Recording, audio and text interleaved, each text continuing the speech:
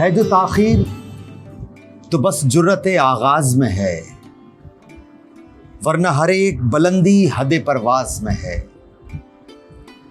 عقل جس بات کی توجیہ کرے راز نہیں، فہم و ادراک سے باہر جو ہے راز میں ہے۔ ٹوٹ کر گرتا ہے احساس پہ بجلی کی طرح، ایک آہنگ جو نغمہ و آواز میں ہے، اور صرف نیرنگی احساس ہے ورنہ انجم، نغمہ ساز میں ہے سوز نہ آواز میں ہے۔ معزز خواتین و حضرات، ناظرین محفل، وقار احمد وقار کا سلام قبول کیجیے۔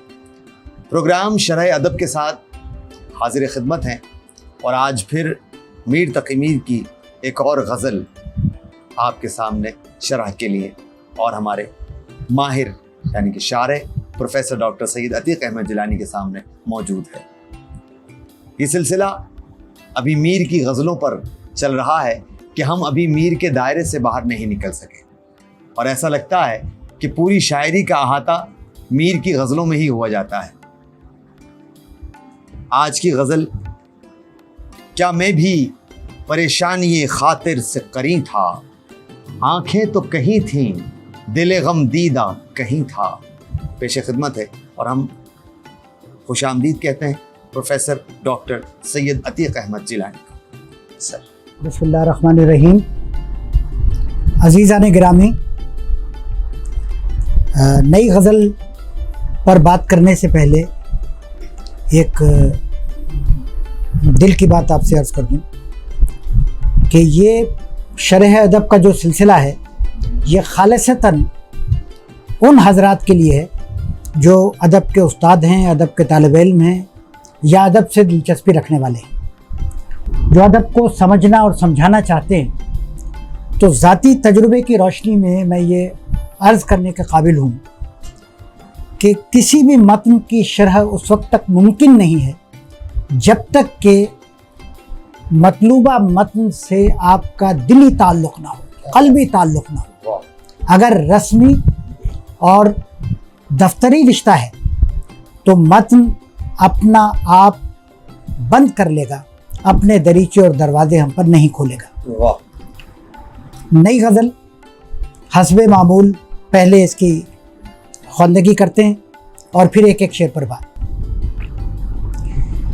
کیا میں بھی پریشانی خاطر سے قرین تھا، کیا میں بھی پریشانی خاطر سے قرین تھا، آنکھیں تو کہیں تھیں دل غم دیدہ کہیں تھا، کس رات نظر کی ہے سوئے چشم کے انجم، کس رات نظر کی ہے سوئے چشم کے انجم، آنکھوں کے تلے اپنے تو وہ ماہ جبیں تھا، آیا تو صحیح وہ کوئی دم کے لیے، لیکن ہونٹوں پر میرے جب نفس باز پسی تھا، اب کوفت سے ہجراں کی جہاں تن پر رکھا ہاتھ، اب کوفت سے ہجراں کی جہاں تن پر رکھا ہاتھ، جو درد و علم تھا سو کہے تو کہ وہیں تھا، جانا نہیں کچھ جز غزل آ کر کے جہاں میں، جانا نہیں کچھ جز غزل آ کر کے جہاں میں، کل میرے تصرف میں یہی قطع ضمی تھا، نام آج کوئی یا نہیں لیتا ہے انہوں کا، جن لوگوں کے کل ملک یہ سب زیر نگیں تھا، مسجد میں امام آج ہوا آ کے کہاں سے، مسجد میں امام آج ہوا آ کے کہاں سے، کل تک تو یہی میر خرابات نشیں تھا، کیا میں بھی پریشانی خاطر سے قرین تھا۔ پریشانی، کون ناواقف ہے پریشانی سے؟ بکھراؤ کی کیفیت، ذہنی بکھراؤ بھی ہو سکتا ہے، مزاج کا بکھراؤ بھی ہو سکتا ہے، اور احساسات کا بکھراؤ بھی ہو سکتا ہے۔ تو کوئی بھی کیفیت جو ہمارے احساسات کو، ہمارے جذبات کو بکھیر کے رکھے، وہ پریشانی کی کیفیت ہے۔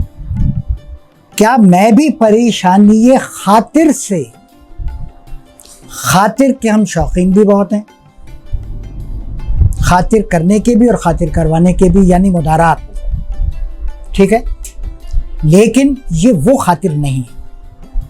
جن معنوں میں خاطر اس شعر میں استعمال ہوا ہے ان معنوں میں اب ہم اپنی گفتگو میں بھی استعمال نہیں کرتے۔ تو خاطر کے مخصوص معنی ہیں دل، جی، جان، خیال، ذہن، مزاج۔ تو پریشانی خاطر دل کی پریشانی، جی اور جان کی پریشانی، ذہن کی پریشانی، مزاج کی، اور مزاج کی پریشانی، خیال کی پریشانی۔ کیا میں بھی پریشانی خاطر سے قرین تھا، نزدیک تھا؟ آنکھیں تو کہیں تھیں، دل غم دیدہ کہیں تھا۔ آنکھیں کہیں لگی ہوئی تھی اور دل غم دیدہ، یعنی پرملال دل، غموں سے بھرا ہوا دل، وہ دل جس نے درد و غم کا مزہ چکھ رکھا ہے وہ کہیں اور تھا۔ کیا میں بھی، لفظ کیا کی وجہ سے اس کی تشریحات کے ایک سے زائد رخ بن جائیں گے، وہ ابھی ہم بات کریں گے، لیکن سادہ سا مطلب بتانا ضروری ہوتا ہے تاکہ ایک بنیاد بن جائے ذہن میں شعر فہمی کے لیے۔ کیا میں بھی پریشانی خاطر سے قرین تھا؟ کیا میں بھی پریشان خاطر تھا؟ کیا میرا دل، دماغ، ذہن، جی، خیال، مزاج بھی پریشان تھا، بکھراؤ کا شکار تھا؟ کیا میں اس کیفیت کے نزدیک تھا؟ سادہ لفظوں میں کہیں کہ کیا میں بھی پریشان تھا؟ آنکھیں تو کہیں تھیں، پریشانی کی علامت، آنکھیں تو کہیں تھیں، دل غمدیدہ کہیں تھا، دوری، بکھراؤ، فاصلہ، آنکھیں کہیں، دل کہیں۔ شاگردوں سے بھی ہم بہت کچھ سیکھتے ہیں۔ ایک مرتبہ سیکھنے کی کوشش کی، آنکھیں تو کہیں تھیں، دل غمدیدہ کہیں تھا۔ شاگرد کہنے لگے اس میں اعتراض کی کون سی بات ہے، دونوں کہیں تھی نا، یعنی ایک ہی جگہ تھی، آنکھیں بھی کہیں تھیں اور دل غمدیدہ بھی کہیں، تو ایک ہی جگہ ہیں کواکب کچھ نظر آتے، غالب کا مصرع ہے، ہیں کواکب کچھ نظر آتے ہیں، کچھ دیتے ہیں دھوکہ یہ بازیگر کھلا۔ تو انہی شاگرد کے اعتراض کو میں غالب پر وارد کرتا ہوں کہ اگر دونوں ہی کچھ ہیں، نظر بھی کچھ آتے ہیں اور ہیں بھی کچھ، تو پھر اعتراض کس بات کا؟ لیکن اس میں ایک نقطہ شاگرد سے سیکھ لیا۔ وہ نقطہ کیا تھا کہ آنکھیں کہیں تھیں، کہیں لامحدود فاصلے، اور دل کہیں اور، کوئی حد نہیں، اللہ جانے کہاں۔ لیکن عملی طور پر دیکھیے تھے تو دونوں ایک ہی جسم میں، اس لحاظ سے تو بات ان کی صحیح ہے کہ آنکھیں بھی کہیں تھیں اور دل غمدیدہ بھی کہیں۔ کیا میں بھی پریشانی خاطر سے قرین تھا؟ پہلے اپنے آپ سے بات، اپنے آپ سے شروع کریں۔ کیا میں بھی، کمال ہے، میں تو کبھی نہیں، میں جو دوسروں کے لیے باعث تسلی ہوں، جو دوسروں کو حوصلہ دینے والا شخص ہوں، میں وہ ہوں کہ جس کے پاس آ کے لوگ اپنے درد و غم بیان کرتے ہیں، میں دوسروں کے آنسو پہنچتا ہوں، میں دوسروں کو بڑھاوا دیتا ہوں، آگے بڑھاتا ہوں، ان کی حوصلہ افزائی کرتا ہوں، تو میں بھی نہیں، یہ کیسے ہو سکتا ہے؟ اعتماد ہے نا اپنے اوپر، نہیں ہم کیسے پریشان ہو سکتے ہیں؟ ٹھیک ہے، ہم تو بڑے حوصلے والے ہیں، بڑے جگر والے ہیں، ہمارے اندر تو بڑی قوت موجود ہے، ریزسٹنس ہے ہمارے یہاں ہر قسم کے مسائل کے لیے، تو یہ نہیں ہو سکتا۔ کبھی کبھی ہم اس قسم کی غلط فہمی کا شکار ہو جاتے ہیں کہ فلاں معاملے میں تو ہم بالکل محفوظ ہیں، فلاں شخص شکار ہو سکتا ہے، فلاں شکار ہو سکتا ہے، ہم نہیں ہو سکتے، ہم کیسے ہو سکتے؟ سپر مین نہیں تو کم سے کم اس کے نزدیک نزدیک تو ہم ہیں. صحیح. تو کیا میں بھی کیسے ہو سکتا ہے؟ ممکن نہیں. کیا میں بھی پریشانی خاطر سے قری تھا؟ کیا میں بھی پریشان خاطر تھا؟ کیا میرا دل بھی بکھرا ہوا تھا؟ کیا میری جان اور میرا جی بھی غم دیدہ تھا؟ کیا میرے خیالات بھی بکھرے ہوئے تھے؟ ایسا نہیں ہو سکتا. اور اگلے ہی لمحے خیال میں آتا ہے شاید لوگ صحیح کہتے ہوں. بعض دفعہ ہم پر کوئی کیفیت گزر رہی ہوتی ہے، حالت گزر رہی ہوتی ہے اور ہم اس کا ادراک نہیں کر پاتے. جب ایک فاصلہ قائم ہو جاتا ہے، جب ہم دیوار کے بالکل نزدیک ہوتے ہیں تو ہم اندازہ نہیں کر پاتے کہ اس کی اونچائی کیا ہے، لمبائی کیا ہے، چوڑائی کیا ہے. جب تھوڑے فاصلے پر جاتے ہیں تو منظر واضح ہو جاتا ہے، ساری پیمائشیں ظاہر ہو جاتی ہیں. تو اپنی اس کیفیت سے نکل کر آنے کے بعد ایک تو یہ اعتماد کہ ایسا نہیں ہو سکتا میرے ساتھ، میں اور پریشانی، لوگ کیا کہیں گے؟ ٹھیک ہے، میں پریشان نہیں ہو سکتا. لیکن اگلے ہی لمحے یہ خیال آیا کہ ایسا کچھ گزرا تو ہے مجھ پر. کچھ لمحات ایسے تھے تو ضرور کہ آنکھیں تو کہیں تھیں، دل غم دیدہ کہیں تھا. ٹھیک ہے، بکھراؤ کی کیفیت. آنکھیں کہیں تھیں اور دل کہیں تھا. اس کا مطلب ہے کہ آنکھیں کسی اور منظر پر تھی اور دل، دو معنی ہو گئے، یا تو دل کسی اور منظر پر تھا یا دل محبوب کے خیال میں تھا. ٹھیک ہے، دونوں باتیں ہو سکتی. تو آنکھیں تو کہیں تھیں، دل غم دیدہ کیوں، رنجیدہ کیوں نہیں؟ خیال آتا ہے نا ذہن میں کہ دونوں لفظوں کا وزن برابر ہے تو میر تقی میر نے رنجیدہ کیوں نہیں لکھ دیا؟ سب کی سمجھ میں آ جاتا. ٹھیک ہے، سب سمجھ جاتے. رنجیدہ، مس سنجیدہ کی بڑی والی بہن یا چھوٹی بہن، سب جانتے نا اس لفظ کو. لیکن غم دیدہ کو ذرا کم جانتے ہیں. تو غم دیدہ کا لفظ جان بوجھ کر میر نے استعمال کیا کیونکہ غور کیجئے، کیا میں بھی پریشانی خاطر سے قری تھا؟ آنکھیں تو کہیں تھیں، آنکھیں اور دیدہ تعلق ہے آپس میں. یعنی کوئی لفظ بھی سوچے سمجھے بغیر شعر میں نہیں رکھا گیا. دیدہ کی جگہ دوسرا لفظ آ سکتا تھا، لیکن کیونکہ آنکھیں کا لفظ موجود تھا لہذا دیدہ ضروری تھا. اور دیدہ کا لفظ تو جانتے ہی ہیں. ٹھیک ہے، آنکھ نہ دیدہ کاڑے کشیدہ آپا رسیدہ. آنکھ نہ دیدہ کاڑے کشیدہ آپا رشیدہ، سب جانتے ہیں. تو دیدہ اور دیدوں کا پانی مرتے ہوئے بھی دیکھا ہوگا آپ نے. تو آنکھیں تو کہیں تھی، دل غم دیدہ کہیں تھا. دونوں ایک جسم میں بظاہر تھے، لیکن حقیقت کیا تھی کہ دونوں میں نامعلوم فاصلہ تھا، بے حد و بے حساب فاصلہ تھا. آنکھیں اور دل ایک دوسرے سے بہت دور ہو چکے تھے. میر درد یاد آ رہے ہیں کہ ان دنوں کچھ عجب ہے میرا حال. ان دنوں کچھ عجب ہے میرا حال، دیکھتا کچھ ہوں دھیان میں کچھ ہے. دیکھتا کچھ ہوں دھیان میں کچھ ہے. جب انسان پریشانی کی حالت میں ہوتا ہے تو پھر اس کا ذہن، اس کا دل، دماغ، آنکھیں، سارے حواس مجتمع نہیں ہو پاتے. ان میں یہی بکھراؤ کی کیفیت ہو جاتی ہے. شمس الرحمن فاروقی نے اپنی کتاب شعر شورانگیز میں جس جہت پر زور دیا ہے اس شعر کی، وہ جہت اب میں آپ سے عرض کرتا ہوں. کیا میں بھی پریشانی خاطر سے قری تھا؟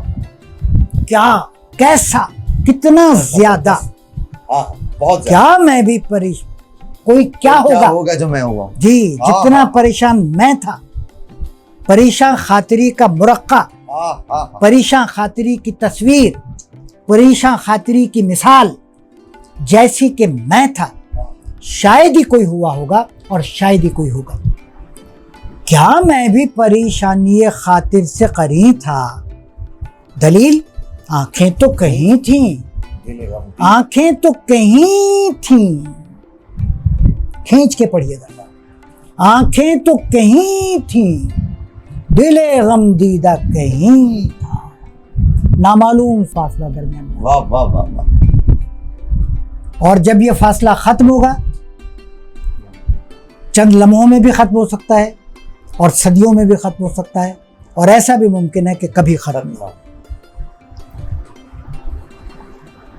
دوسرا شعر دیکھتے ہیں۔ کس رات نظر کی ہے سوئے چشمک انجم، سادہ الفاظ میں اگر اس کو سمجھیں تو کس رات ہم نے آسمان پر ٹمٹماتے ہوئے چمکتے ہوئے ستاروں کی طرف دیکھا ہے، یعنی نہیں دیکھا۔ سوال میں جواب چھپا ہوا ہے، نہیں دیکھا۔ آنکھوں کے تلے اپنے تو وہ ماہ جبی تھا، ستاروں کو کیوں نہیں دیکھا؟ کیونکہ ہماری نگاہوں کے سامنے، ہماری آنکھوں کے نیچے تو چاند جیسی پیشانی والا، چاند جیسی صورت والا محبوب تھا۔ ہم چاند کو دیکھتے یا ٹمٹماتے ہوئے ستاروں کو دیکھتے۔ اب ایسے نادان بھی نہیں تھے، ٹھیک ہے۔ کس رات نظر کی ہے سوئے چشمک انجم، کس رات نظر کی ہے؟ اپنے آپ سے، کس رات نظر کی ہے سوئے چشمک انجم؟ یاد نہیں آ رہا، ٹھیک ہے۔ ممکن ہے یہ غلطی ہم سے ہو گئی ہو، ٹھیک ہے۔ کس رات نظر کی ہے سوئے چشمک انجم، پھر خود ہی اپنے دل سے جواب آتا ہے کہ نہیں حضور، آپ نے ایسا کچھ نہیں کیا، آپ نے کبھی چشمک انجم کی طرف نہیں دیکھا، ستاروں کے ٹمٹماہٹ کی طرف نہیں دیکھا، ٹھیک ہے۔ کیوں؟ دوسرے مصرے میں جواب موجود ہے کہ آپ کی نگاہ تو ماہ رخ کی طرف رہی، اس ماہ جبی کی طرف رہی۔ کس رات نظر کی ہے سوئے چشمک انجم، پہلے تو اپنے آپ سے سوال،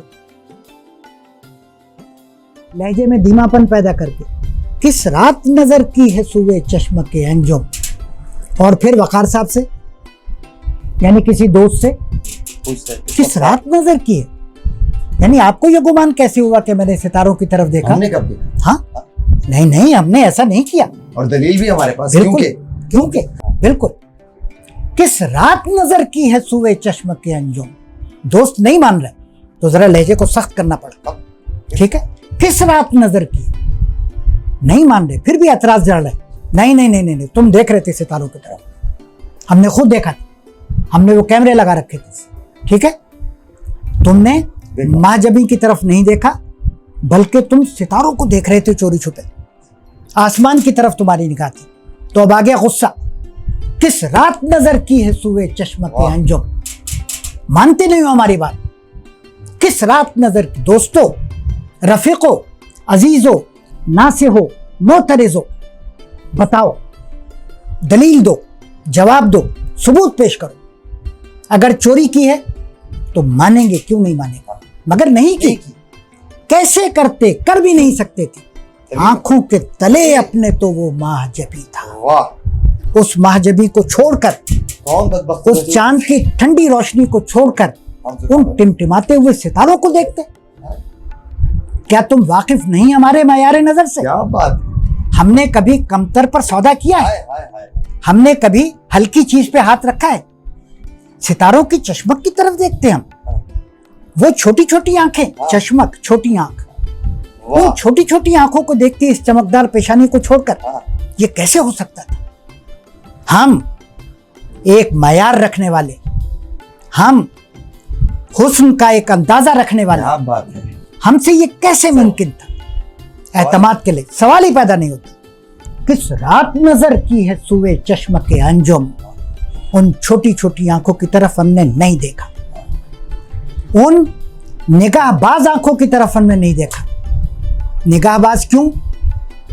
کیونکہ ہم اس ماہجبین کی طرف دیکھتے تھے اور وہ ستارے ہمارے اس عمل سے پریشان ہوتے تھے۔ ان ستاروں کے دل میں چاہ تھی کہ ہمیں دیکھا جائے۔ اور یہاں چشمہ جی، کی مراد سازش بھی ہو جائے گی، ستاروں کی سازش، چشمہ، سازش، چپخلش، دشمنی، رنجش، نوک جھونک، ٹھیک ہے، یہ سارے معنی آ گئے۔ کیونکہ جب ہم کسی ایک شے کی طرف متوجہ ہوتے ہیں تو دوسری اشیاء، آپ زندہ اشیاء لیں یا غیر زندہ اشیاء کی بات کر لیں، دوسری اشیاء کے دل میں یہ خیال پیدا ہو سکتا ہے کہ ہم کو بھی چاہا جائے، ہماری طرف بھی دیکھا جائے۔ کلاس میں 20 شاگرد بیٹھے ہوتے ہیں، اگر استاد ایک ہی سے مخاطب ہوتا رہے تو باقیوں کے دل میں بھی یہ خیال پیدا ہوتا ہے کہ سب کو یہی جانتا ہے، ہم سے تو سر کبھی بات ہی نہیں کرتے۔ مگر وہ نادان یہ نہیں جانتے کہ اس ایک کی طرف توجہ کیوں ہے۔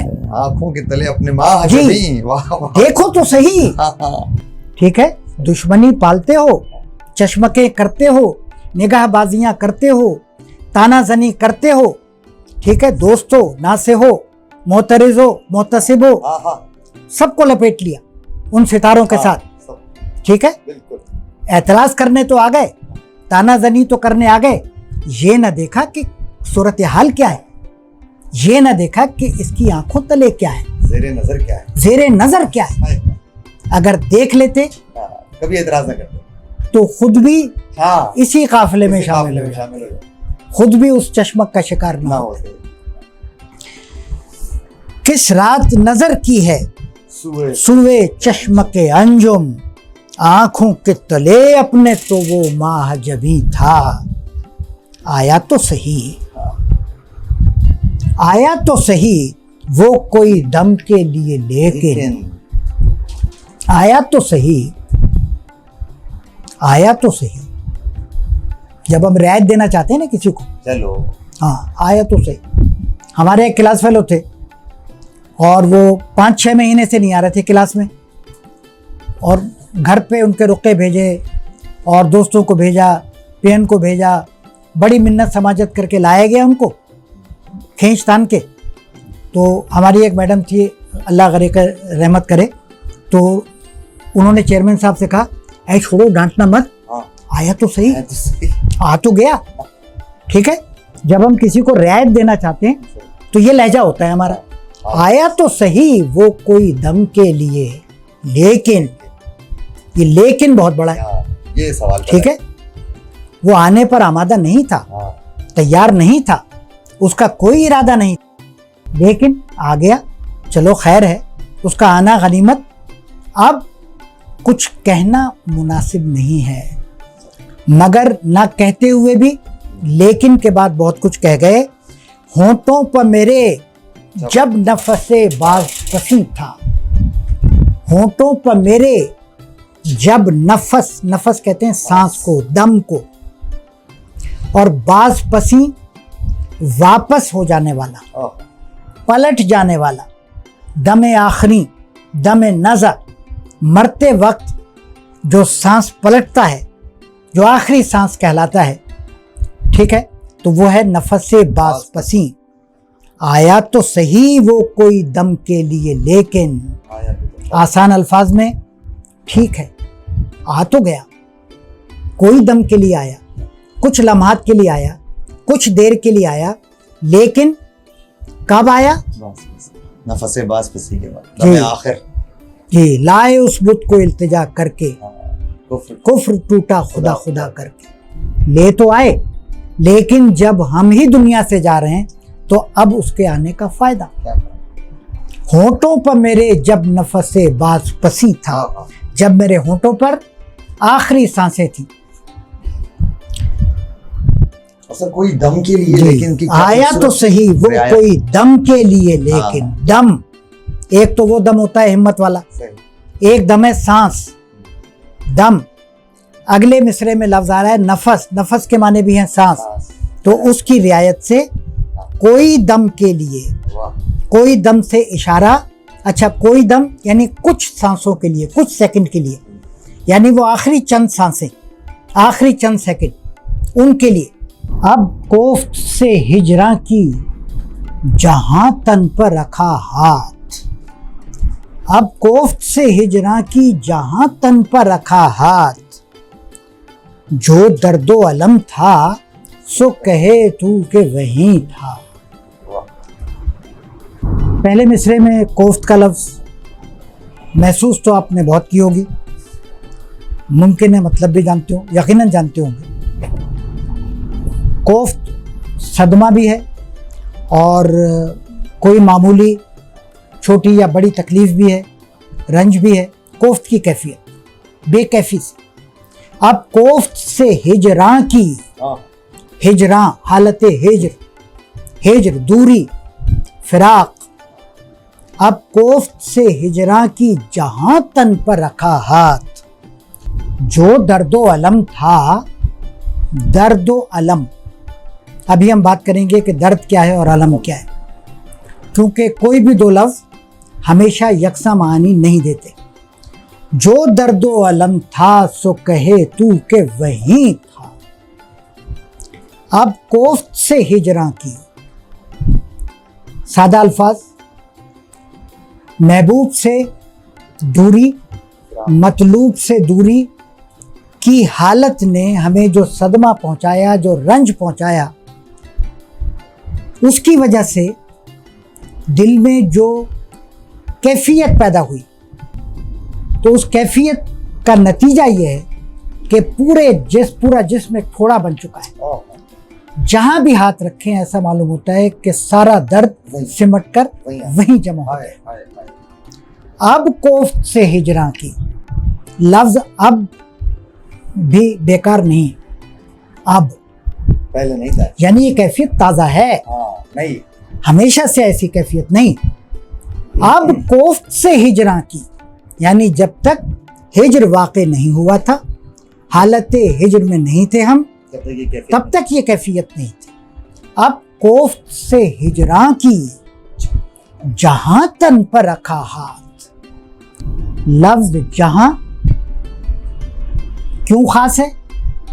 لفظ جہاں اس لیے خاص ہے کہ اس سے تخصیص پیدا ہو رہی۔ جہاں تن پہ رکھا ہاتھ، ایسا نہیں ہے کہ کانوں پر ہاتھ رکھا تو درد تو محسوس ہو رہا ہے بھائی، ناک چھو کر دیکھی، نہیں، اتنا تو نہیں، ٹھیک ہے، پھر سر پکڑ کے بیٹھے پھر درد محسوس ہوا، ایسا نہیں، یکساں کیفیت، سر تا پا ایک جیسی۔ جی۔ اب کوفت سے ہجراں کی جہاں تن پہ رکھا ہاتھ، پورا جسم درد کا ایک مرقع بن گیا۔ اب کوفت سے ہجراں کی جہاں تن پہ رکھا ہاتھ، جو درد و علم تھا۔ اب پر آپ نے دیکھا معمولی لفظ، لیکن شعر میں معمولی نہیں رہا، جہاں کا لفظ معمولی نہیں رہا۔ اسی طرح جو درد و علم تھا، جو درد و علم تھا، کہاں وہ درد و علم کہاں تھا؟ جو جس کا ذکر ہو رہا ہے، اس گھر میں، اس چار دیواری میں، محلے میں، شہر میں، عالم میں، پوری کائنات میں، اس دور میں، گزشتہ دور میں، آنے والے زمانے میں۔ تو لفظ جو نے سب کو اپنے اندر بند کر لیا۔ جو درد و علم تھا سو کہے تو کہ وہیں تھا، کل عالم کا درد اور علم اپنے تمام امکانات کے ساتھ، تمام امکانات کے ساتھ۔ ایسا نہیں ہے کہ فلاں قسم کے رنج، درد اور تکلیفیں جو درد تو ہیں اور فلاں قسم کی نہیں، ہر قسم کا درد، ہر قسم کا علم یکجا ہو گیا تھا، اور سبب صرف ایک تھا، اور وہ سبب تھا ہجر۔ ہجر وہ شے ہے جو درد پیدا کرتی ہے، دوری وہ شے ہے جو علم کو جنم دیتی ہے۔ پڑھنے کیا بیٹھوں دھواں سا ہے نظر کے سامنے، پڑھنے کیا بیٹھوں دھواں سا ہے نظر کے سامنے، دوریوں کے درد نے لفظوں کو دھبا کر دیا۔ پیر رومی، علامہ اقبال نے پیر رومی کہا ہے مولانا روم کو، پیر رومی نے علامت بنایا ہے بانسری کو، نئے بانسری کی آواز ہم سب نے سن رکھی، اس میں کیسا درد ہے، ایک سوز ہے، وہ کیفیت ہم محسوس کرتے ہیں، خاص طور پر رات کی خاموشی میں، اور میں اس کا تجربہ کر چکا ہوں، خود بانسری بجا کر نہیں، سن کر، جی۔ اور رات کی تنہائی میں، خاموشی میں جب بانسری کی آواز گونجتی ہے تو ایسا معلوم ہوتا ہے کہ جیسے سینہ چیرتی ہوئی کوئی شے نکل گئی، تو मौलाना रूम ने बांसुरी को अलामत बनाया है हिज्र और जुदाई की। विष्णु अज नए चुन हिकायत मी कुनात, देखो इस बांसुरी को, ये क्या कहानी सुनाती है, क्या किस्सा, क्या हिकायत बयान करती है। बांसुरी बांस के दरख्त से काटी हुई शाख है, जो कि 24 पाइप आप समझ लें, लकड़ी का पाइप है, उसमें 3-4 सुराख करके और लबों से एक सिरा लगा के और उसको फिर फूंक मारी जाती है और एक मखसूस दर्दंगेज आवाज़ उससे बुलंद होती है। बांसुरी विष्णु अजने चुन हिकायत में कुनाद वज जुदाई हा शिकायत में कुनाद। ये सोज कहाँ से आ रहा है इस बांसुरी की आवाज़ में? की शिकायत का सोच, ये हिज्र की शिकायत कर रही है। इसको इसके दरख्त से जुदा कर दिया गया, इसको इसकी असल से काट दिया गया। हर किसी को दूर मांद अज असले खेश, जिस किसी को भी, जिसे भी उसकी असल से दूर कर दिया जाता है। हर किसी को दूर मांद अज असले खेश, बाज जू या द्रूजगारे वसले खेश। वो फिर तलाश करता है, फिर ढूंढता है अपनी असल को, तड़पता है, चीखता है, फरियाद करता है। तो अब कोफ्त से, ये कोफ्त कहाँ से निकल रही है, ये दर्द व अलम कहाँ से जाहिर हो रहे हैं? उस हिज्र से, उस दूरी की कैफियत से ये हिज्र निकल रहा है। अच्छा, आप बात कीजिए दर्द और अलम की। दर्द वो लफ्ज़ है जो 2 कैफियत पर हावी है। इसमें एक कैफियत वो है जिसका ताल्लुक हमारे जिस्म से है, ठीक है। चोट लगी, दर्द महसूस हो रहा है, हम बता सकते हैं कि हाथ में दर्द हो रहा है, सर में दर्द हो रहा है, कान में दर्द हो रहा है। तो एक जिस्मानी दर्द है और एक रूहानी दर्द है। उसको हम अलम भी कह सकते हैं, यानी दोनों एक दूसरे के मुतबादिल भी हो सकते हैं, अलम और दर्द। और कभी कभी दर्द सिर्फ दर्द होता है और कभी अलम सिर्फ, अलम तो हमेशा सिर्फ अलम होता है। हम जिस्मानी दर्द को अलम नहीं कहते। कभी आप ये नहीं कहेंगे आज मेरे कान में सुबह से बहुत ज़्यादा अलम हो रहा है, नहीं कहेंगे, ठीक है।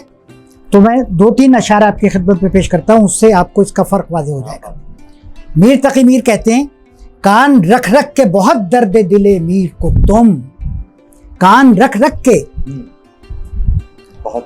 कान रख रख के बहुत दर्द दिले मीर को तुम, सुनते तो हो पर कहीं दर्द न हो कान के बीच।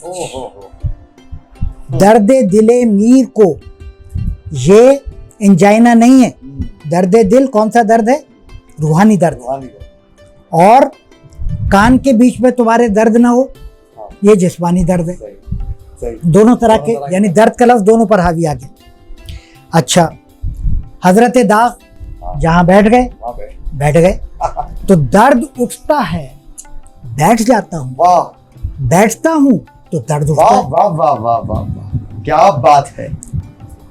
इस शेर में दर्द बदनी है, जिस्मानी दर्द और है। दूसरे मिसरे में जी, और दूसरे मिसरे में रूहानी दर्द आ गया।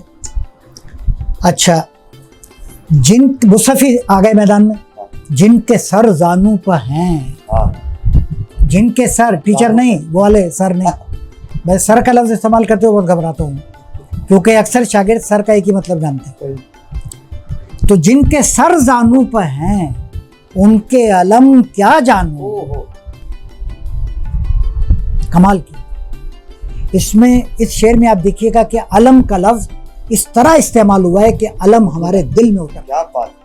जिनके सर जानू पर हैं, घुटनों में सर दिए बैठे हैं, उनके अलम क्या जानो, तुम तो सो रहते हो गल तकियों पे रुखसार धरे। तुम तो सो रहते हो गल तकियों पे रुखसार धरे, तुम्हें तो अपनी नींदों से फुर्सत नहीं। नींद कब आती है? जब सुकून होता है। हमारी बेताबी, हमारा इस्तराब और बेकरारी तुम क्या जानो। इसमें अलम का लफ्ज़, ठीक है, ये जिस्मानी दर्द नहीं, ये रूहानी दर्द है। और हजरत मुनीर नियाजी, सुबह काजिब की हवा में दर्द था कितना मुनीर, सुबह काजिब की हवा में दर्द था, सुबह सवेरे, सुबह सवेरे, जी, जब ना पूरी रोशनी होती है ना पूरा अंधेरा, اچانک آپ کی آنکھ کھل جائے، ٹھیک ہے، عادت کے خلاف، روٹین کے خلاف، 2-4 سال میں ایک دفعہ تو کھلی جانی چاہیے اتنی صبح، تو آنکھ کھلے اور کانوں میں آواز آئے ریل کی، ریل سیٹی بجاتی ہوئی گزرے، صبح کاذب کی ہوا میں درد تھا کتنا منیر، ریل کی سیٹی بجی تو دل لہو سے بھر گیا، ریل کی سیٹی بجی تو دل لہو سے بھر گیا۔ یہ شعر نہیں ہے، اس میں تقسیم کا پوری فلم ہے، پوری فلم ہے، پوری کہانی ہے، پوری داستان۔ اور ریل کی سیٹی کو اگر آپ دکھا سکیں، کیمرے کی آنکھ دکھا سکے، تو وہ سیٹی کہیں ادھر ادھر نہیں جا رہی، وہ دل میں اتر رہی ہے اور دل سے لہو کے فوارے جاری ہو رہے ہیں۔ ریل کی سیٹی بجی تو دل لہو سے بھر گیا۔ میر کے شعر میں درد و الم ہے، ان اشعار میں بھی درد اور الم کے الفاظ استعمال ہوئے ہیں۔ ایک اصول بتا کر فیصلہ میں آپ پر چھوڑتا ہوں۔ اصول یہ ہے کہ شعر میں جو لفظ آئے اسے اپنی کیفیت خود بتانی چاہیے، اسے تشریح کار کا محتاج نہیں ہونا چاہیے۔ یعنی اگر شاعر شعر میں لفظ درد لکھ رہا ہے تو درد پڑھنے والے کے سینے میں اترنا چاہیے، ٹھیک ہے؟ یہ نہیں ہے کہ میں ہوں رات کا 1 بجا ہے خالی رستہ بول رہا ہے، اور گانے والا خالی سڑک پر اچھلتا کودتا ہوا سیٹیاں بجاتا ہوا جا رہا ہے، اور شعر میں ناصر کاظمی نے جس درد کا اظہار کیا ہے، جس دکھ کا اظہار کیا ہے، وہ تو نظر ہی نہیں آ رہا۔ تو لفظ کے اندر درد کا اظہار ہونا چاہیے۔ اب کوفت سے ہجراں کی جہاں تن پہ رکھا ہاتھ، جو درد و علم تھا، جو درد و علم تھا، سو کہے تو کہ وہیں تو وزن میں ہے، وزن کی قید نہ ہو تو وہیں چ بہتر، جی زیادہ زور پیدا ہو۔ جو درد و علم تھا سو کہے تو کہ وہیں تھا۔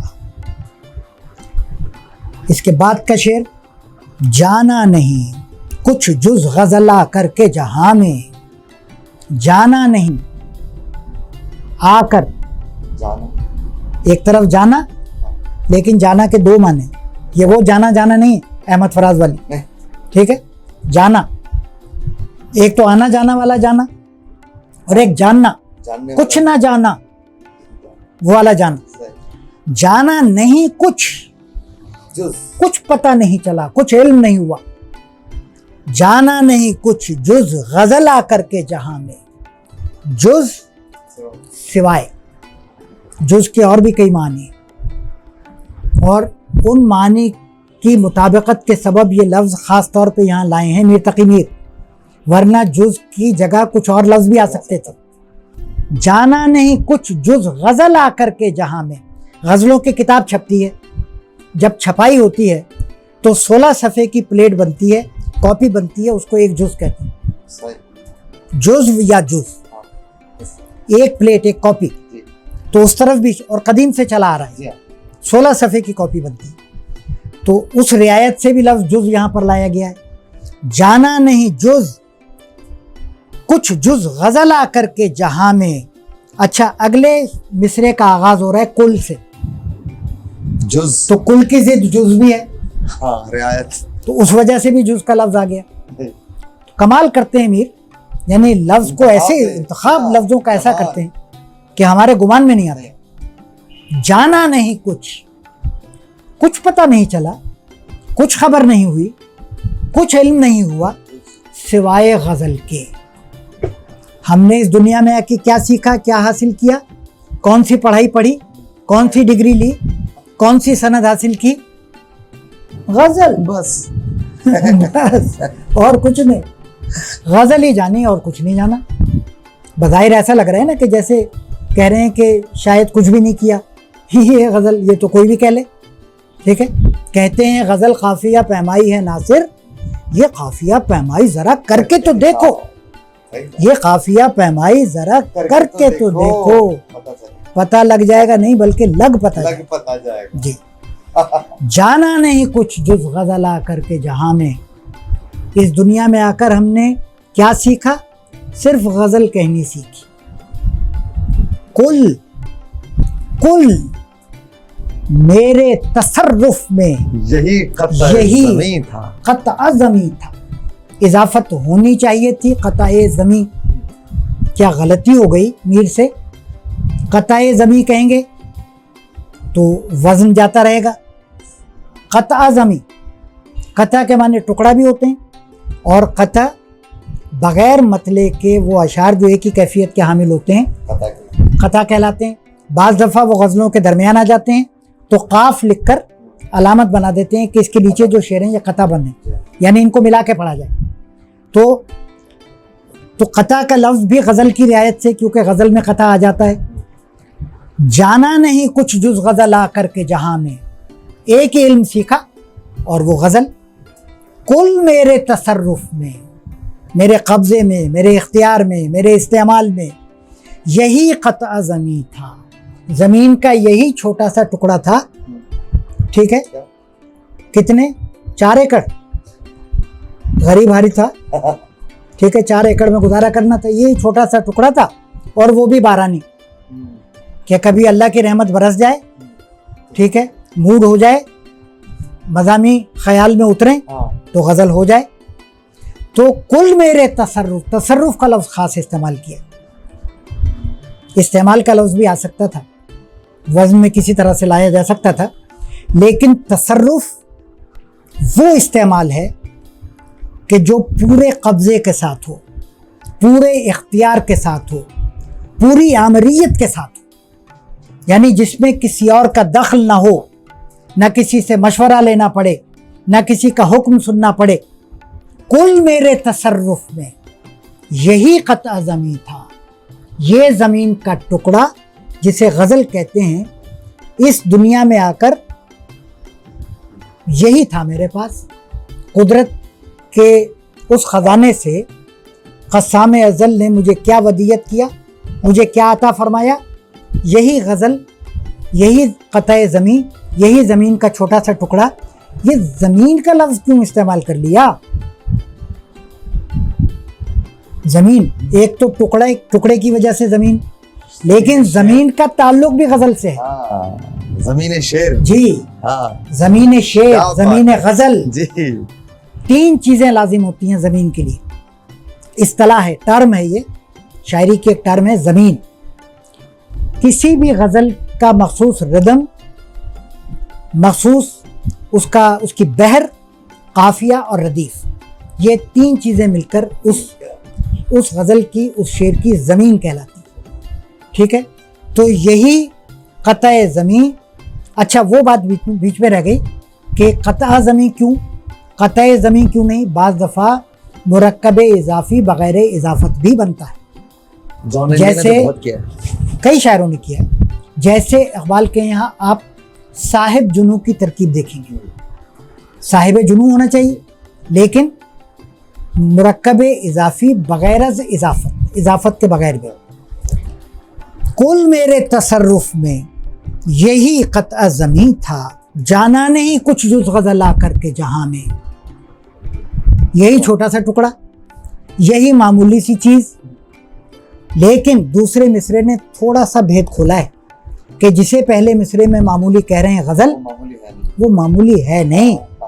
ایک تو اس وجہ سے معمولی نہیں ہے کہ وہ جتنی بھی چھوٹی چیز ہو، ہے تو میرے قبضے میں، میرے تصرف میں، میرے اختیار میں، میرے استعمال میں. اور 100 باتوں کی ایک بات کہ غزل معمولی کیسے ہو سکتی ہے؟ ہماری 1000 سال کی تہذیب کی نمائندہ معمولی ہو سکتی ہے؟ ہمارا تمدن، ہمارا سماج، ہمارا ادب، ہمارے عالی وقار، عالی شان ذہن جس میں کھپے ہوئے ہوں، جس میں لگے ہوئے ہوں، جس میں ہم نے اتنا بڑا سرمایہ جمع کیا ہو، جس میں ہمارا خدائے سخن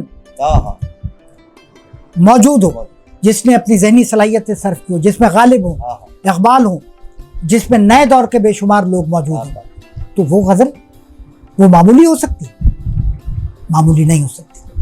تو بظاہر ایسا معلوم ہوتا ہے، دراصل میر نے اس شعر میں غزل پر اپنے اختیار کا ذکر کر کے اپنی بڑائی بیان کی ہے.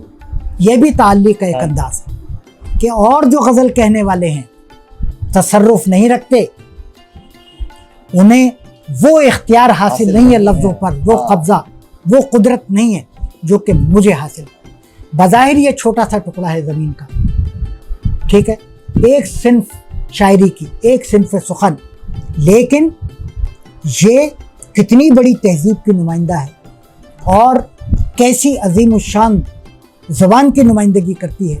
اس کے اندر کیسے کیسے علم و دانش کے خزینے چھپے ہوئے ہیں۔ ایک ایک مصرع دنیا کی تمام زبانوں میں جتنی اصناف موجود ہیں، لوگ ہائیکو کی تعریف کرتے ہیں کہ 3 مصروں میں جاپان کے لوگ بڑے بڑے مضامین بیان کر دیتے ہیں، صرف 3 لائنوں میں۔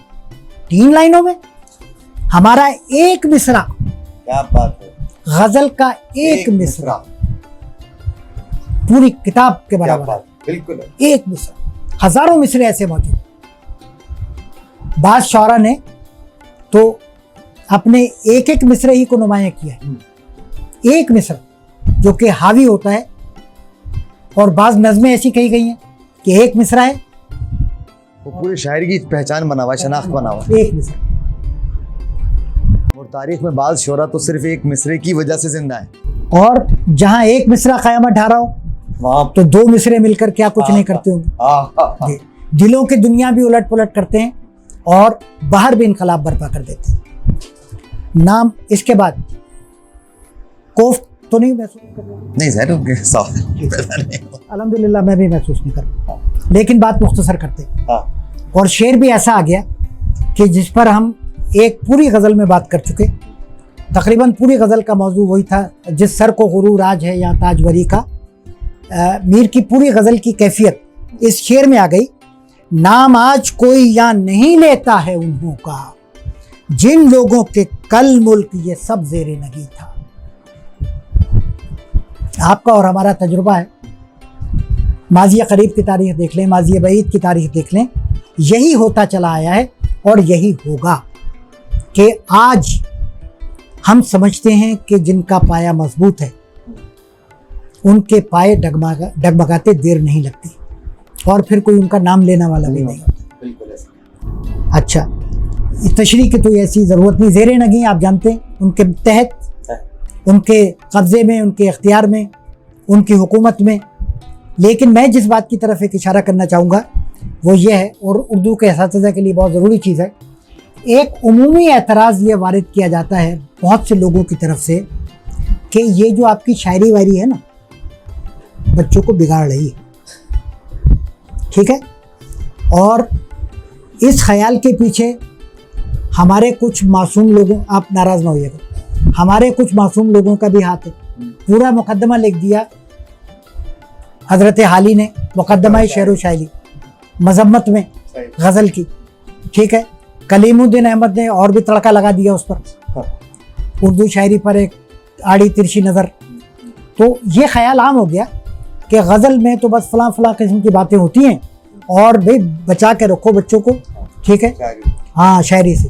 اور یہ پتہ نہیں کون لوگ ہیں، ہم تو روتے تھے کہ 9th کلاس سے غزل شروع ہو گئی، اور پہلے دن جب تدریس کے لیے جاتے تھے کلاس میں اور پہلا ہی شعر پڑھتے تھے کہ بچے دائیں بائیں دیکھنا شروع کر دیتے تھے۔ لیکن اب ہم دیکھتے ہیں کہ 7ویں جماعت میں، اور میں کہتا ہوں الحمدللہ جی، بہت سے اداروں کی اردو کی کتابیں ایسی ہیں جن میں غالب کی غزلیں، میر کی غزلیں 7ویں جماعت میں، 8ویں جماعت میں شامل کر لی گئیں۔ تو عرض کرنے کا مقصد یہ ہے کہ غزلیں مخصوص مضامین کے لیے نہیں ہیں، ٹھیک ہے۔ صرف اس شعر کو آپ دیکھ لیجئے، اگر کسی طالب علم کے ذہن میں یہ شعر راسخ ہو جائے تو کتنا بڑا اخلاقی سبق اس کے ذہن میں راسخ ہو جائے گا۔ اس طرح کے لاکھوں اشعار موجود ہیں، اور جن اشعار پر عمومی لوگ اعتراض کیا کرتے ہیں ان کا بھی ہم گزشتہ گفتگوؤں میں کچھ جواب دے چکے ہیں، اور کچھ جواب انشاءاللہ آئندہ کے گفتگو میں آئے گا۔ اچھا، اب چلتے ہیں مختے کی طرف، اور مختے میں آپ پڑھی ہے سخن گسترانہ با۔ عجیب سی بات آ گئی، مسجد میں امام آج ہوا کہ کہاں سے،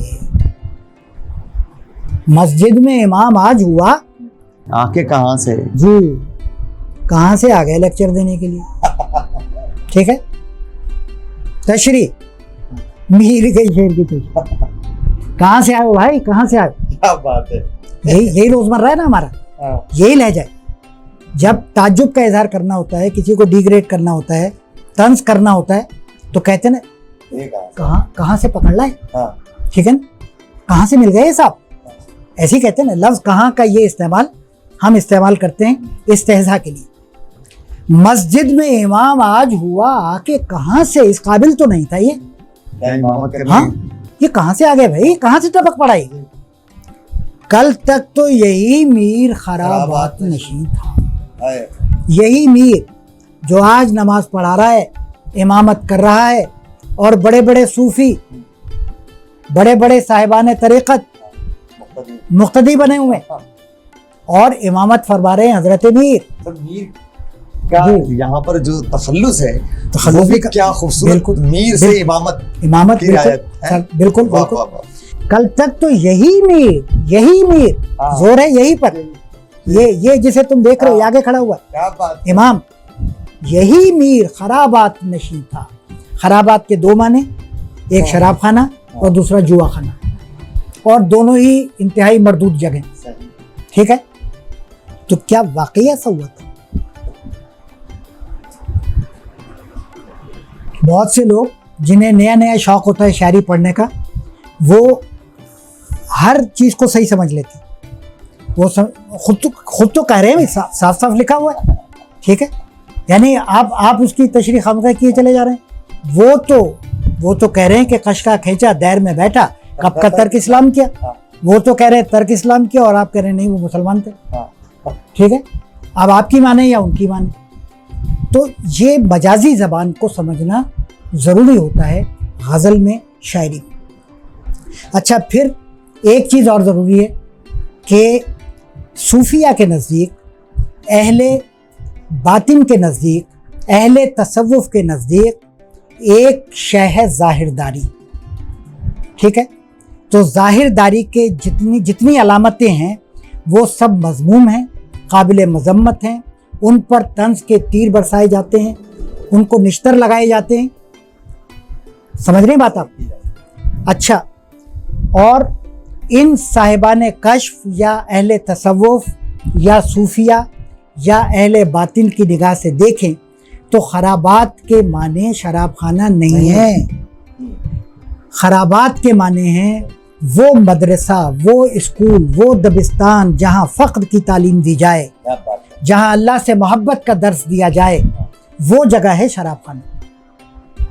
اور مسجد کے معنی الٹ ہیں, وہ جگہ جہاں لوگ دکھاوے کے لیے عبادت کرنے جائیں, جہاں لوگ اس نیت سے جائیں کہ لوگ ہمیں نمازی کہیں, لوگ ہمیں دیکھیں گے, اور کسی کو پتہ نہیں چلے گا کہ یہ دفتر میں کیا گل کھلاتے, ٹھیک ہے, کیونکہ وہ تو 5 وقت ہمیں مسجد سے آتے ہو جاتے ہوئے دیکھیں گے. تو اس میں طنز موجود ہے, اور طنز میں معنی الٹ جاتے ہیں. اور پھر آخری بات اس میں یہ ہے کہ ہمارے اور آپ کے لیے جو سبق موجود ہے وہ سبق یہ ہے کہ ہم کسی بھی انسان کے اندر پیدا ہونے والے تغیر اور تبدل سے غافل نہ رہیں یا اس کے منکر نہ رہیں. ہماری حالت یہ ہے کہ ہم کسی اپنے دوست, احباب, رشتہ دار, کسی کے بارے میں بھی کوئی ایک فیصلہ کر لیتے ہیں, اور پھر چاہے وہ کتنا بھی اپنے آپ کو بدل لے, ہم اسی جگہ کھڑے رہتے ہیں, ہم اس کو ویسا ہی سمجھتے ہیں. جبکہ قدرت نے انسان کے اندر بڑی لچک رکھی, ہمارا کردار جامد نہیں ہے, ہمیں اللہ نے امکانات کے ساتھ پیدا کیا. اگر یہ امکانات مضمر نہ ہوتے ہماری شخصیت میں تو کوئی کافر مسلمان نہ ہوتا. کیا بات ہے, کیا بات ہے, ٹھیک ہے. کوئی غلط راستے کو چھوڑ کر راہ راست پر نہ آتا, پھر پیغمبروں کو بھیجنے کی ضرورت نہ پڑتی, ٹھیک ہے. اور بڑے بڑے واعظین کو واعظ کہنے کی ضرورت نہ پڑتی, ناصحوں کو نصیحت کی ضرورت نہ پڑتی, کیونکہ ظاہر ہوتا ہے کہ جو جیسا ہے ویسا ہی رہے گا. لیکن کیونکہ سب کو معلوم ہے کہ انسان پتھر نہیں ہے, انسان کوئی دھات نہیں ہے, اس میں تغیر کی صلاحیت موجود ہے, اس میں لچک موجود ہے, اس میں امکان ہے اپنے آپ کو بدلنے کا, تو کوئی بھی رحمانی راستے کو چھوڑ کر شیطانی راستے پر آ سکتا ہے. اور पलक झपकते में आ सकता है। कल तक तो अभी कल की बात है, ठीक है, ज्यादा देर नहीं हुई। ऐसा नहीं है कि कोई 40 साल का कोई चिल्ला खींचकर मीर साहब आए तो अब इमामत शुरू कर दी, नहीं, अभी कल तक एक रात में काया पलट गई, एक दिन में काया पलट गई। तो ये इम्कानात हमें जहन में रखने चाहिए अपने समाजी ताल्लुकात में, अपनी दोस्तियों में और अपनी दुश्मनियों में। और कभी किसी के बारे में ये ना सोचें कि आज अगर वो मेरे साथ ऐसा है तो हम जब भी मिलें उसको तिरछी नज़र से देखें और उसको बेएतबार समझें। ऐसा हरगिज़ नहीं। अल्लाह दिलों को बदल भी सकता है, अल्लाह जहनों में तब्दीली ला भी सकता है। वमा अलैना इल्लल बलाग। नाज़रीन बज़्म, नाज़रीन शरह अदब, जिस तरह सर ने प्रोग्राम के आगाज़ में कहा था कि ये प्रोग्राम बाज़ौक़ समाअतों के लिए है, ये ख़ास समाअतों के लिए है। और मैं भी यही कहूँगा कि ये एक ऐसी कैफियत है, हम जब इस मीर की गज़लों का मुआयना कर रहे होते हैं, उनको पढ़ रहे होते हैं, उनको समझ रहे होते हैं, तो बैक वक्त कई कैफियत ऐसी हैं जिनसे हम गुज़र रहे होते हैं, जिनको मैं अगर जज्ब और सलूक के बदलते हुए मदारिज का नाम दूँ तो वो गलत नहीं होगा कि कब किस लफ्ज़ में गुम होने के बाद कौन सी कैफियत हम पर वारिद हो जाती है। और मुझे ये यकीन है कि जो इस प्रोग्राम के नाज़िर हैं वो भी इन कैफियत से ज़रूर दो चार होते होंगे और ये जज्ब और सलूक उन पर भी वारिद होता होगा। और वो लुत्फ़ जो हम मुसलसल उठा रहे होते हैं मीर की इस ज़मीन में, मीर की इस पूरी कायनात में, एक ऐसा लगता है कि हम एक पूरी मीर की बनाई हुई दुनिया में बस रहे हैं और वहीं सांस ले रहे हैं, वहीं चल फिर रहे हैं। और आप लोग यकीनन उससे महसूस होते होंगे। और इसी यकीन के साथ इस सिलसिले को जारी रखेंगे और अगले प्रोग्राम में फिर एक नई गज़ल के साथ, नई से मुराद वो गज़ल यकीनन जिस तरह से अपने दरीचे हम पर वाह करती है और जिस तरह हमारे जहन पर खुलती चली जाती है तो वो हमारे लिए नई हो जाती है। गो कि कलाम चाहे कितना ही पुराना क्यों ना हो, लेकिन वो हमारे लिए बिल्कुल नया हो जाता है। तो उस एक और नई गज़ल के साथ हाजिर खिदमत होंगे। उस वक्त तक के लिए इजाज़त दीजिए। अल्लाह हाफ़िज़।